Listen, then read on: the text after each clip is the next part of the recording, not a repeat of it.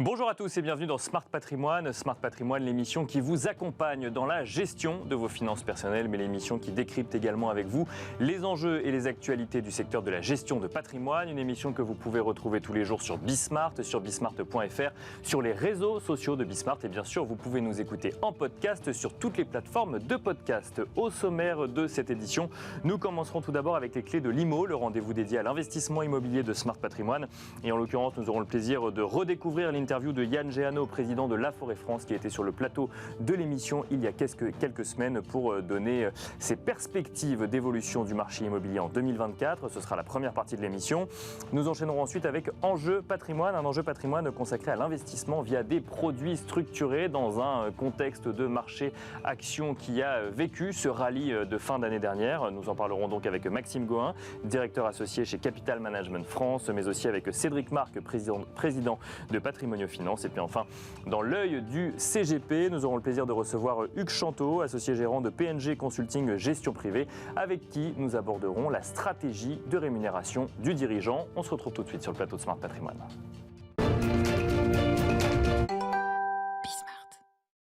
Et pour commencer cette émission, nous vous proposons de retrouver l'interview de Yann Géano, président de Laforêt-France, qui était sur le plateau de Smart Patrimoine il y a quelques jours pour nous donner ses perspectives d'évolution du marché immobilier en 2024, mais évidemment aussi pour tirer un bilan de l'année 2023. Regardez. Alors en effet, les taux ont augmenté de manière fulgurante. En fin novembre 2023, ils sont à 4,22%, toutes durées confondues en moyenne selon l'observatoire CSA Crédit Logement. Bien sûr. Si on revient sur ce même observatoire il y a 2 ans, on était à 1,05%. Oui. Donc multiplié par 4, un peu plus de 4 en 2 ans. Donc c'est extrêmement violent.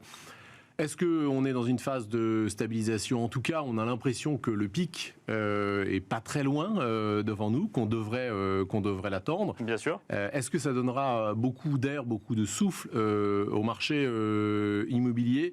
Je ne sais pas, puisque le sujet n'est peut-être pas tant au niveau du taux auquel on emprunte, auquel on signe son crédit immobilier, que dans la capacité à se voir octroyer un prêt par sa banque. Et c'est plutôt là que le bas blesse, avec des critères d'octroi édictés par le HCSF qui sont très contraignants, et des banques qui, pour certaines, ne jouent pas leur rôle toujours en 2023 et ne prêtent pas sur l'immobilier. C'est là où ça bloque aujourd'hui, c'est plus tellement sur le niveau de taux de crédit. Alors effectivement, plus on emprunte à un niveau élevé, plus le crédit coûte cher.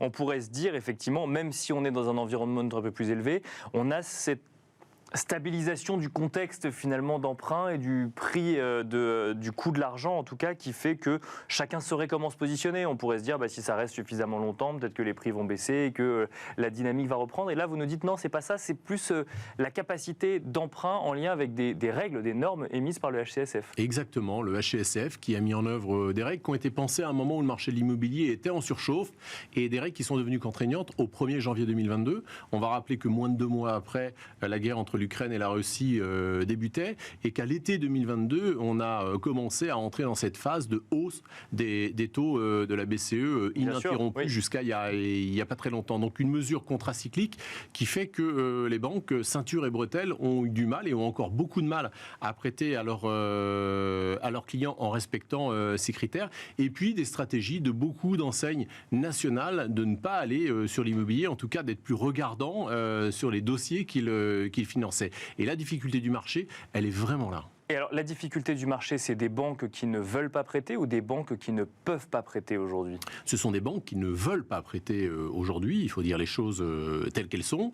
Le HCSF octroie un quota d'exception aux banques qui est de 20%. Alors, qui vient d'être revu en tout cas dans les annonces, qui sont plutôt des annonces du type pansement sur une jambe de bois. Oui, c'est ça, il y a la règle et vous pouvez y déroger tant que ça ne représente pas plus de 20% d'une certaine catégorie de crédit. Exactement, sauf que les banques y ont recours pour 14% en moyenne. Le gouverneur de la Banque de France en a parlé il n'y a pas très longtemps. Donc les banques, de toute façon, n'utilisent pas ce quota d'exception pour financer CQFD. Ça démontre bien qu'aujourd'hui, une partie des banques ne font pas leur travail. Une partie le font, les banques régionales, les banques mutualistes, mais les banques nationales sont encore un peu plus à l'écart. Et d'ailleurs, il s'agirait de leur tirer les oreilles et les observer. C'est ce qu'on a cru comprendre du HCSF et du gouverneur de la Banque de France. Mais alors, comment l'expliquer, vous qui êtes un professionnel de l'immobilier, président d'un réseau immobilier en France, comment expliquer qu'à des taux de crédit plus élevés, donc des crédits plus rentables pour les organismes bancaires, on est du mal quand on veut acquérir une résidence principale ou quand on veut faire un investissement locatif à obtenir un crédit immobilier? Alors d'une part parce que ces règles demandent d'avoir une quote-part d'apport, de ne pas s'endetter au-delà d'un certain nombre d'années, 25 ans par exemple, oui. ce qui est peut-être ridicule lorsqu'on est primo-accédant et qu'on achète un logement à 25 ou 28 ans. On pourrait très concrètement s'endetter sur 2 ans de plus et sur 27 ans sans représenter de risque. On pourrait également laisser filer un peu plus l'octroi du crédit. On rappelle que la France propose des taux d'emprunt fixes et non variables, donc le risque est extrêmement minime que les Français ne puissent pas rembourser. On a tout simplement des banques qui, dans ce contexte, ne pouvaient pas ou ne voulaient pas prêter parce qu'elles n'avaient pas de marge suffisante. Il semblerait aujourd'hui qu'elles annoncent pouvoir et vouloir prêter puisqu'elles arrivent maintenant à restaurer leur marge, à suivre sur l'année 2024. Est-ce que si on regarde de l'autre côté, si les prix de l'immobilier venaient à baisser plus fortement, ça pourrait redonner un peu de fluidité au marché? Alors effectivement, il y aurait des gagnants et des perdants, mais ça redonnerait de la fluidité au marché. Ouais, alors le marché n'a pas perdu non plus toute sa fluidité. On va être sur des niveaux de transactions qui sont similaires en volume à ce qu'on avait observé par exemple sur une année comme 2018, entre 900 et 950 000 ventes en France. D'accord. Ça reste extrêmement conséquent. Si les prix baissaient, évidemment, ça permettrait certainement à un certain nombre d'acquéreurs de se positionner plus facilement, mais, parce qu'il y a un mais, il y a toujours un mais, les prix de l'immobilier reculent de manière plutôt contenue. On est à autour de 3,5% de baisse des prix en un an. C'est bien loin des 20 à 25% de pouvoir d'achat immobilier que les Français ont perdu par l'intermédiaire de la hausse des taux. Justement, c'est la question qu'on a un peu envie de vous poser à vous, professionnels de l'immobilier, qui avez un certain nombre d'années d'expérience dans le domaine. On entend souvent des gens nous dire, le coût du financement, le coût de l'argent donc devient plus élevé. Mécaniquement, les prix vont baisser et on va retrouver une situation qu'on a connue il y a quelques années. Est-ce qu'il faut s'attendre à ça? Puisqu'aujourd'hui, finalement, on voit des prix qui diminuent légèrement, finalement, comme vous le disiez, par rapport à l'augmentation du coût de l'argent. Je crois qu'il faut pas s'attendre à une baisse extrêmement importante des prix. Les prix de l'immobilier n'ont pas dévissé, ils ne vont pas dévisser. Les acquéreurs l'ont bien compris d'ailleurs, puisqu'ils reconfigurent leur projet, ils renoncent à une partie de la surface qu'ils visaient, ils se délocalisent d'une station de métro, d'une station de train, ils envisagent des travaux alors qu'initialement ils ne voulaient pas en faire. Donc les acquéreurs qui sont sur le marché, qui sont motivés aujourd'hui, et ils sont tous très motivés, ont compris que cette baisse des prix se poursuivrait en pente douce. Jusqu'à quand, on ne sait pas. On peut voir que de l'autre côté de l'Atlantique, les prix sont de nouveau orientés à la hausse. Donc il suffit de quelques bonnes nouvelles pour que le marché de l'immobilier retrouve toutes ses couleurs. Voilà, c'était l'interview de Yann Géano, le président de La Forêt France, sur le marché de l'immobilier en 2023 et sur les perspectives 2024. Et quant à nous, on se retrouve tout de suite dans Enjeu Patrimoine. Et nous enchaînons à présent avec Enjeu Patrimoine. Nous allons tenter de comprendre ensemble quelle stratégie mettre en place vis-à-vis des produits structurés en ce début d'année 2024 et surtout face au rallye que l'on a pu voir sur un certain nombre de marchés actions sur la fin de l'année 2023. Pour en parler, nous avons le plaisir de recevoir sur le plateau de Smart Patrimoine Cédric Marc tout d'abord. Bonjour Cédric Marc. Bonjour Nicolas. Bienvenue sur le plateau de Smart Patrimoine. Vous êtes le président de Patrimonio Finance. Nous avons le plaisir également d'être accompagné par Maxime Gohin. Bonjour Maxime Gohin. Bonjour Nicolas. Vous êtes directeur associé de Capital Management France et les produits structurés sont une part importante de votre activité, si je ne dis pas de bêtises, Maxime Gohin. C'est exactement ça. CMF, c'est une société qui s'est développée depuis 2008, principalement sur l'activité produits structurés. On est tous des experts en la matière. C'est la classe d'actifs qui nous est la plus chère, effectivement. Et alors, on va peut-être commencer avec vous, Maxime Gohin. Quand on voit... Alors, on a entendu beaucoup d'experts produits structurés nous assurer que dans des marchés effectivement un petit peu compliqués, un petit peu chahutés, c'était un des investissements à réaliser, justement parce que ça permettait de se prémunir contre d'éventuelles baisses et de générer un revenu. On a vu depuis la fin de l'année 2023... rallye globalement sur les marchés européens ou américains sur les actions. Est-ce que ça remet en cause l'utilisation de produits structurés dans la gestion de son patrimoine? D'abord à vous, convaincu des produits structurés, et ensuite à Cédric Marc. Au contraire, comme je le dis à chaque fois, c'est toujours le moment de faire des produits structurés. Et je pense que justement, dans des marchés qui sont plutôt compliqués, on n'a pas forcément beaucoup de visibilité, c'est encore plus intéressant d'utiliser ces produits structurés.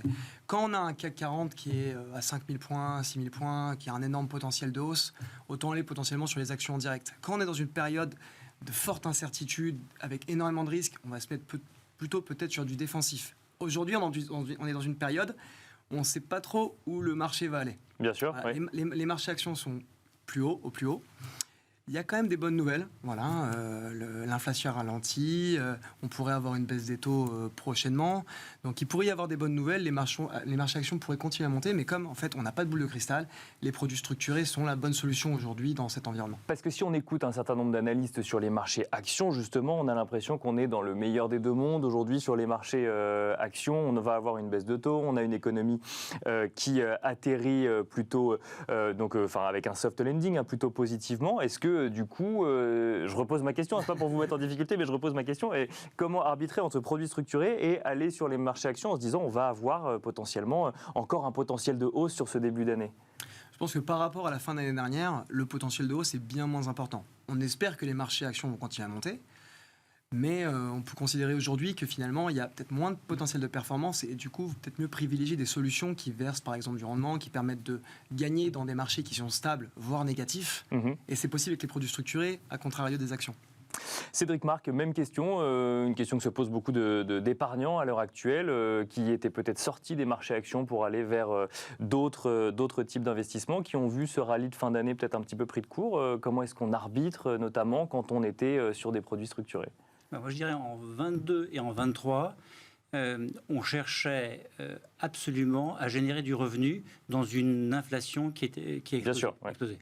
En 24, je pense que la classe d'actifs, parce que dorénavant, on peut oser dire que c'est une classe d'actifs à part entière, les produits structurés. Bien sûr, oui. Je trouve qu'il y a toujours sa place et ça ne vient pas du tout en concurrence par rapport à un marché action. Pourquoi ? Parce que je trouve que le produit structuré, il est là pour générer un revenu dans un contexte qui peut être soit ce qu'on a utilisé en 2022-2023, un marché que l'on estimait baissier, bien sûr, volatile, et il fallait absolument générer du revenu avec une inflation, souvenez-vous, en octobre 2022, on était à une inflation en Europe sur un an glissant supérieur à 10%. Oui, bien sûr. Et avec une incertitude complète sur l'évolution de l'économie ou des marchés financiers. Alors qu'en 2024, moi, j'ai plus envie de continuer à acheter et à proposer pour les clients des structurés, mais plutôt des Athéna. C'est-à-dire, on va essayer dans un marché stable ou positif d'aller chercher un plus gros coupon. Quel est l'avantage par rapport à la question que vous posiez à Maxime tout à l'heure sur mais est-ce qu'il faut acheter plutôt de l'action ou un produit structuré ? L'avantage du produit structuré, c'est qu'en contrepartie d'un capital qui peut être protégé, on a une indexation ou un coupon qui peut être souvent très proche d'une hausse espérée d'un marché financier. D'accord. Sauf si, effectivement, vous investissez sur l'année dernière sur le Nvidia, vous ne ferez pas de produit avec un plus 70 ou plus 100%. Non. Mais si vous allez chercher des coupons qui sont à deux chiffres, raisonnablement entre 12 et 20%, en fonction, je dirais, des garanties de barrière que vous allez chercher, bien sûr, oui. Vous avez, je trouve, c'est une très bonne solution en ce début d'année 2024. Alors, vous l'avez dit, les produits structurés peuvent être considérés comme une classe d'actifs. Vous avez mentionné les Athéna. On peut peut-être redéfinir ce que c'est. Je ne sais pas si Maxime voulait vous en charger ou Cédric. C'est votre travail. Maxime. Je pense qu'on connaît aussi bien le sujet. Mais les Athéna, en fait, il va y avoir dans les produits qui sont un capital protégé et non un capital garanti, on va avoir deux grandes typologies de produits. Les Athéna sont des produits avec des coupons qui vont s'accumuler en fonction des dates de rendez-vous. Par exemple, tous les ans, si le produit est remboursé au bout d'un an, on va être remboursé avec un coupon. Si on est remboursé qu'au bout de 2 ans, on va être remboursé avec son capital investi plus 2 coupons, et ainsi de suite. Les coupons s'accumulent. Et à contrario, il y a aussi les Phoenix, qui sont des produits qui versent des coupons. D'accord. Des produits de distribution. Tous les ans, pour le coup. Tous les ans, ça peut être potentiellement tous les trimestres, tous les mois. D'accord. La fréquence est complètement ajustable. Et ce sont des produits qui se distinguent des actions ou des produits de participation par le fait qu'il y a des coupons. Il y a du rendement, à contrario de produits de participation ou des actions qui vont verser une performance à l'investisseur. Oui, Cédric Mac, pardon. Si je peux donner une contribution aussi Bien sûr. Complémentaire, c'est que le Phoenix Mémoire, il a une plus grande probabilité de vous verser un coupon. D'accord. Parce que même dans un marché baissier, jusqu'à une baisse de X%, on va vous le verser. D'accord. Donc ça apporte quand même, je trouve, une plus grande lisibilité dans les coupons qu'on va vous verser. Alors que dans l'Athéna, on va chercher un coupon qui peut être plus élevé, généralement 50% de plus que ce qu'on pourrait obtenir sur un Phoenix Mémoire, mais ce coupon-là, il est aléatoire. C'est-à-dire qu'il est plus important potentiellement, mais on va vous le verser si et seulement si, je dirais, lors de la date anniversaire, eh bien, le produit est remboursé et il est supérieur à son point de départ ou à une valeur qu'on a définie. Donc voilà, c'est un arbitrage, c'est une nuance. C'est-à-dire qu'on a un coupon plus élevé, mais on peut très bien avoir une possibilité de ne jamais le toucher, ce coupon. Et le deuxième point qui est important sur ce type de produit, c'est que ce sont des produits où le capital peut être protégé jusqu'à une certaine baisse. Alors d'ailleurs, on fait la différence entre capital garanti et capital protégé. C'est intéressant de le rappeler quand même à ceux qui nous écoutent. Que veut dire capital protégé ? Ça veut dire qu'on va pouvoir protéger le capital investi par le client jusqu'à moins 30, 40%, 50% de baisse d'un sous-jacent, d'un indice ou d'une action par exemple. À la différence d'un produit à capital garanti où quelle que soit l'évolution du marché, de l'indice ou de l'action qui vont être sous-jacentes, le capital sera remboursé à l'investisseur. Voilà, donc c'est la différence. L'avantage, c'est que par rapport au marché action, voilà, on a quand même cette protection qui existe et en fonction de l'appétence au risque de l'investisseur, on va pouvoir ajuster le couple rendement-risque et la barrière de protection et en même temps le niveau du coupon, au niveau du rendement. Est-ce qu'on peut imaginer, effectivement, là en ce début d'année, on a un certain nombre d'analystes qui nous disent qu'ils s'attendent à ce qu'il y ait des taux qui rebaissent au niveau des banques centrales. On cherche ceux qui ne sont pas convaincus de cette situation. Un atterrissage plutôt en douceur pour les économies, en tout cas l'économie américaine. On a vu, donc, je parlais du rallye sur les marchés actions sur la fin de l'année 2023, notamment tiré sur le Nasdaq par 7 valeurs. Dans ce contexte, dans le contexte qu'on a actuellement, si on veut aller sur les produits structurés, Maxime Gohin, est-ce qu'il y a des stratégies particulières ? Est-ce que par exemple on prend des produits structurés sur un Alphabet ou un Facebook alors même que l'investissement en direct serait justifié, ou au contraire on va chercher d'autres types de valeurs, ou alors on sort de l'action individuelle pour aller sur des indices ? Ça dépend complètement de la stratégie de l'investisseur, de sa part de produits structurés dans son allocation, ce qu'il met à côté, comment il utilise les produits structurés. On peut utiliser les produits structurés comme une alternative aux actions et dans ce cas-là, on va aller peut-être sur des actions qui sont plus volatiles, plus dynamiques, des Nvidia, des Alphabet, des valeurs technologiques et aller chercher des rendements entre 10, 15 et 20%. Et il n'y a pas un risque sur des valeurs comme ça qui peuvent monter très fortement, comme on l'a vu en fin d'année dernière, de passer des barrières justement sur les produits structurés et de désactiver le produit quelque part ? Alors il pourrait y avoir des risques effectivement en cas de forte baisse. Donc c'est pour ça que c'est des produits qui seront plus alternatifs à un investissement en action. D'accord. Mais il peut y avoir également des produits pour des investisseurs qui sont beaucoup plus prudents, qui peut être donc sur par exemple des indices. On peut prendre l'indice CAC 40, le S&P 500, l'Eurostoxx 50 ou des valeurs par exemple plutôt résilientes comme un Total, comme un LVMH, comme un Sanofi, de grosses valeurs françaises qu'on pourrait utiliser avec des protections du capital jusqu'à 30, 40%, voire 50% de baisse. Et pour les investisseurs qui sont encore plus prudents, on peut proposer même des produits encore aujourd'hui avec des taux qui sont encore intéressants, des produits qui sont à capital garanti, soit avec plus protégés cette fois-ci, garanti. Voilà, complètement à capital garanti, où le seul risque est le risque de défaut de l'émetteur, mais il n'y a aucun risque lié à l'évolution du marché action.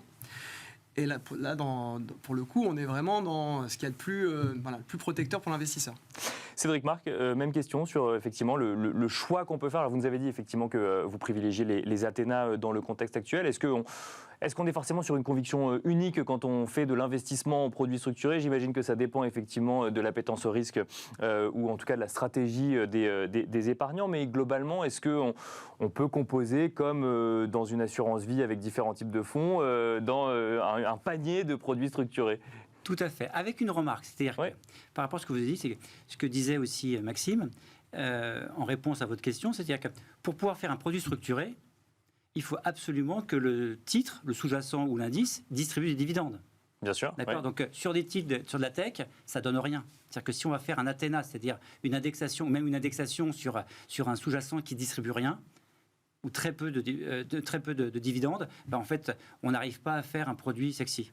D'accord. Donc, ça, c'est le premier point. Donc, le deuxième point, c'est de se dire, dans un contexte, on est en janvier, on est mi-janvier. Moi, je pense, pour ma part, c'est que 6 juin 2024, il y aura une remontée des taux, une baisse des taux en Europe. 12 juin 2024, il y aura probablement aussi une baisse des taux aux États-Unis. Et que dans cet espace-temps-là, on a encore une inflation qui diminue. 3,7 en Europe, 3,7 en France, pardon, 3,4 aux États-Unis. Donc là, et on a encore du papier, soit à travers des produits structurés, soit à travers des fonds obligataires qui génèrent un revenu qui peut être compris sur l'obligataire entre 4,5 et 6,5, et des produits structurés, c'est en fonction de des barrières de ce qu'on peut aller chercher. Bien sûr, moi, je dirais, allez, garantie 4,5 jusqu'à au moins 12% de coupons. Donc, je trouve que dans cette période de quelques mois, on a une inflation qui est en décélération, même si elle a un petit peu augmenté.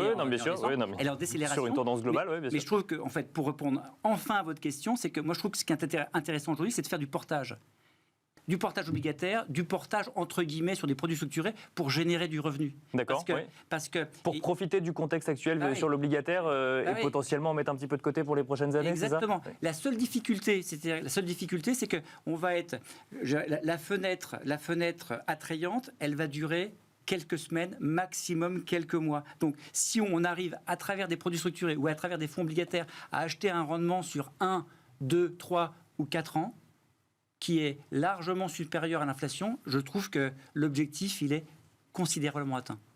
Maxime Gohin, pour finir, en complément de ce que nous disait Cédric Marc. Tout à fait d'accord avec Cédric. C'est vrai que tous les produits qui sont obligataires, voire ou les produits à capital garanti, aujourd'hui bénéficient de conditions de taux qui sont intéressantes. Et du coup, si on a une baisse des taux à venir dans les prochains mois, on pourrait avoir des valorisations qui remontent fortement, qui sont très attractives pour les investisseurs, avec des perspectives de plus-value également intéressantes. Donc c'est vrai qu'aujourd'hui, profitons du fait que les taux soient encore élevés pour monter des produits à capital garanti, même si les conditions sont un peu moins intéressantes que ce qu'on pouvait avoir il y a 3-4 mois. Ou des produits, par exemple, sur le crédit, des indices crédit, type le iTraxx Main pour les investisseurs qui s'y connaissent le mieux. On n'aura pas le temps effectivement de le définir. Et là, on est sur des valeurs qui potentiellement pourraient profiter d'une baisse des taux à venir dans les 6 prochains mois. Merci beaucoup, merci Maxime Gohin, directeur associé chez Capital Management France. Merci Cédric Marc, président de Patrimonio Finance. Et quant à nous, on se retrouve tout de suite dans l'œil du CGP. Et nous enchaînons à présent avec l'œil du CGP, un œil du CGP qui va se focaliser sur la rémunération du dirigeant et sur les choix que peut faire le dirigeant sur les différents types d'entreprises ou différentes typologies de rémunération à sa disposition. Pour en parler, nous avons le plaisir de recevoir sur le plateau de Smart Patrimoine Hugues Chanteau. Bonjour Hugues Chanteau. Bonjour Nicolas. Bienvenue sur le plateau Smart Patrimoine. Vous êtes associé gérant de PNG Consulting Gestion Privée. Et alors, vous allez battre en brèche une idée reçue. Il est coutume d'entendre, les dirigeants ou en tout cas entrepreneurs ont pour coutume d'entendre que la meilleure manière de se rémunérer, c'est de créer une SAS, de se rémunérer au minimum avec un salaire et par contre de toucher en fin d'année des dividendes, et ceci essentiellement pour une question fiscale. Est-ce que c'est comme ça que vous voyez les choses, Hugues Chanteau ?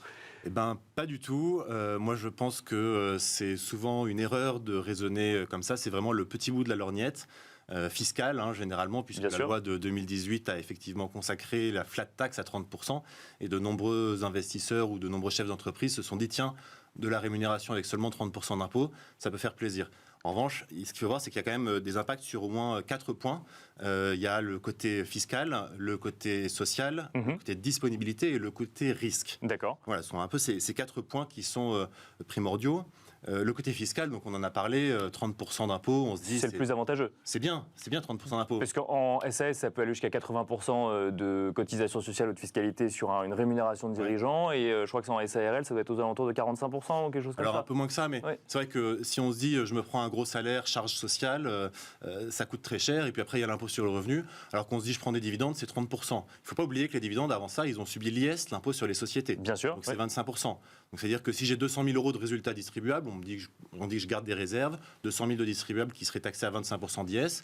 Il reste 150 000 euros. Bien sûr. Je me les verse sous forme de dividendes. On enlève encore 30%. On enlève 30%, il me reste 105 000 euros. Bien sûr. Je me mets en SARL à côté et je me dis, tiens, je vais me verser une rémunération. J'ai 200 000 euros de budget. Ces 200 000 euros de budget, je vais payer 50 000 euros de cotisation sociale. Je me verse 150 000 euros de salaire. Bien sûr. Si je suis célibataire sans enfant, donc le meilleur actionnaire de Bercy, je paye tout ce qu'il faut. C'est ça. Je paye 40 000 euros d'impôts et finalement, il m'en reste déjà 110 000. D'accord. Donc, avec mes dividendes, il m'en reste 105. Avec ma rémunération de gérance, il m'en reste 110. Donc déjà, finalement, le côté fiscal, même le petit bout de la lorgnette, n'est pas forcément le mieux disant pour les dividendes versus la rémunération. Et ça n'est que le premier point. Et ça, c'est que le premier point. Le deuxième point, c'est le point social. Le point social, ça va être tout ce qui est prévoyance, indemnité, maladie, jour d'arrêt, etc. Et puis la retraite. Parce que si vous versez des dividendes, vous payez 12,8 d'impôts et 17,2 de prélèvements sociaux. Mais vous cotisez pas pour la retraite. Mais vos 17,2, ils servent à rien. Enfin, ils servent, mais pas pour vous. Voyez ? Oui, bien sûr. Ils n'ont aucun intérêt. Alors que les charges sociales que vous payez en tant que gérant de SARL vous donnent des droits à la retraite, vous donnent des droits de prévoyance, d'indemnité journalière, etc. Oui, bien sûr. Oui. Pas très élevés, c'est vrai, moins que pour un salarié normal, mais c'est normal, il y a moins de cotisations. Donc effectivement, dividendes, oui, mais voilà, ça ne sert à rien les dividendes. En tout cas pour la retraite. Mais Pour la retraite. Exactement. Donc ça c'était le deuxième point. Il y a encore deux autres points que vous mentionniez. Il y a encore deux autres points qui sont peut-être un peu moins prégnants, mais d'abord il y a la question de la disponibilité de l'argent. Parce que les dividendes, c'est une fois par an, vous l'avez rappelé en introduction. C'est bien de se faire des dividendes, mais quand on a un train de vie, il faut pouvoir avoir l'argent disponible. Oui, il faut alors avoir des dividendes suffisamment gros pour avoir la trésorerie pour jusqu'au prochain versement de dividendes. Tout à fait. Et après, il faut réussir à faire accepter aux banques que vos dividendes sont de la rémunération. Si vous voulez faire un emprunt pour acheter une maison, c'est pas sûr que ça marche. Et ça, les banques aujourd'hui le considèrent comme tel, ou il faut, j'imagine, quelques années d'ancienneté, de dividendes réguliers pour considérer effectivement que c'est un revenu fixe? Il faut des années d'ancienneté d'abord, effectivement. Il faut une régularité dans les dividendes. Et puis, il faut négocier avec votre banque. C'est-à-dire que c'est pas automatique, si vous voulez. Et puis, ces dividendes aussi, c'est pareil. En termes de prévoyance, si vous avez une prévoyance en cas d'accident grave, en tant que chef d'entreprise, vos dividendes, souvent, ils ne sont pas compris dans votre prévoyance. Donc, si vous arrêtez de bosser, si votre entreprise repose essentiellement sur votre travail à vous, il risque d'y avoir beaucoup moins de dividendes. Il y avait donc 4 points. Il y avait la fiscalité, il y a la disponibilité dont on vient de parler, également la préparation à la retraite. Et alors, le dernier point, c'était le risque. Le risque, le risque. Alors, c'est un peu pour la fine bouche, mais c'est vrai que parfois, on voit des montages où on fait de l'exclusivité ou du quasi-exclusif aux dividendes et pas de rémunération ou alors quelque chose vraiment de ridicule. Oui, juste pour dire qu'on se verse une rémunération. 10 euros ou à peine. Et c'est vrai qu'il est déjà arrivé que l'URSSAF requalifie en fait les dividendes comme de la rémunération. C'est-à-dire que l'URSSAF vous dit, mais attendez, vous avez un rôle de chef d'entreprise, ce que vous faites, c'est pas uniquement un rôle d'actionnaire, ce que vous touchez sous forme de dividendes, en fait, il y en a une partie que j'estime correspond à de la rémunération, et donc je vais vous mettre des charges sociales. Et là, vous vous retrouvez finalement dans le cas où vous avez voulu optimiser votre impôt, optimiser les charges. Et vous avez payé l'IS, la flat tax et les charges sociales. Et ça arrive souvent ou c'est dans les cas les plus extrêmes? Ce sont dans les cas les plus extrêmes, ça reste bien entendu marginal, et c'est pour ceux qui jouent le plus, on va dire, ceux qui vraiment vont chercher le dividende à tout crin et l'absence même totale de rémunération. Voilà, donc en fait, ce qui est vrai, ce qu'il faut garder en tête, c'est que chaque situation mérite d'être regardée de manière attentive en fonction de l'entreprise, du chef d'entreprise et des besoins du chef d'entreprise. Il ne faut pas partir bille en tête sur 30%, c'est magique. Merci beaucoup Hugues Chanteau de nous avoir accompagnés sur le plateau Smart Patrimoine. Je rappelle que vous êtes associé gérant chez PNG Consulting Gestion Privée. Merci beaucoup et quant à nous, on se retrouve très vite sur Bismart. Merci.